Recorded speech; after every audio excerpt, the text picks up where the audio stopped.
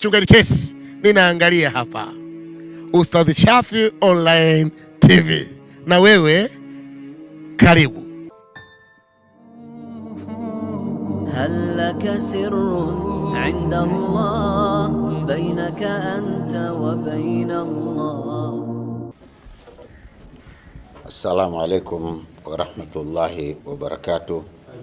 Waandishi habari, karibuni sana tena katika ofisi zetu za BAKWATA makao makuu. Hapa tuna taarifa ambayo tunataka tuwafikishie, muifikishe kwa umma na wafuatiliaji wa mambo katika vyombo vya habari.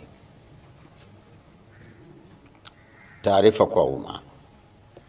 Baraza la Ulama Taifa katika kikao chake kilichofanyika leo tarehe 21 mwezi wa 7 2026 hapa BAKWATA makao makuu chini ya Mufti wa Tanzania na mwenyekiti wake Dr. Abubakar Zuberi, kikizingatia uamuzi wao wa tarehe 14 mwezi huu wa kuwasimamisha mashehe watatu kupisha uchunguzi wa tuhuma dhidi yao, Mufti wa Tanzania baada ya kushauriana na baraza lake la ulama na kwa kuzingatia madaraka yake kikatiba ibara 84 ndani ya mabano 17 ya katiba BAKWATA ya mwaka 1999 toleo la 2018, ameunda tume kuchunguza tuhuma zote zinazowakabili mashehe hao husika. Sheikh Walid Al-Hadi Omar toka mkoa wa Dar es Salaam, Sheikh Isa Nasr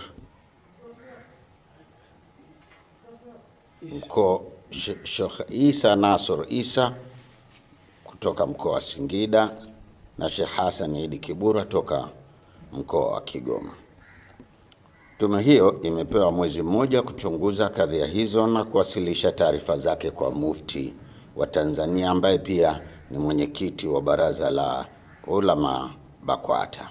Wajumbe wa tume hiyo ni hawa wafuatao: 1. Sheikh Shaban Juma Abdallah, Sheikh wa mkoa wa Arusha, mwenyekiti.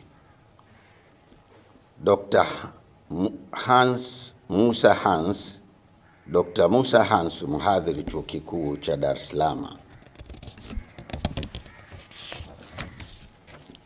Dr. Abdallah Tego, mhadhiri chuo kikuu cha Morogoro. Wakili Ummi Aziz Kheri, mwanasheria. Mwalimu Ali Abdallah Ali, mkurugenzi wa elimu BAKWATA. Hamisi Kalimwage, mjumbe wa kamati ya utatuzi wa migogoro ya misikiti na madrasa nchini.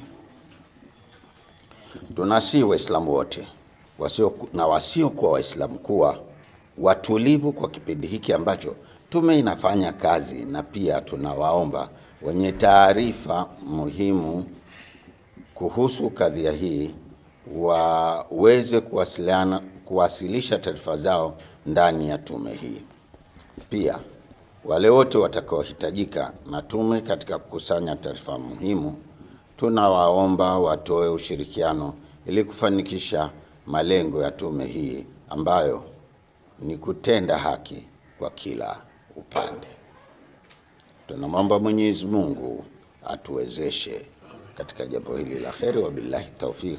Hassan Said Chizenga, katibu wa baraza la ulama na msemaji wa Mufti.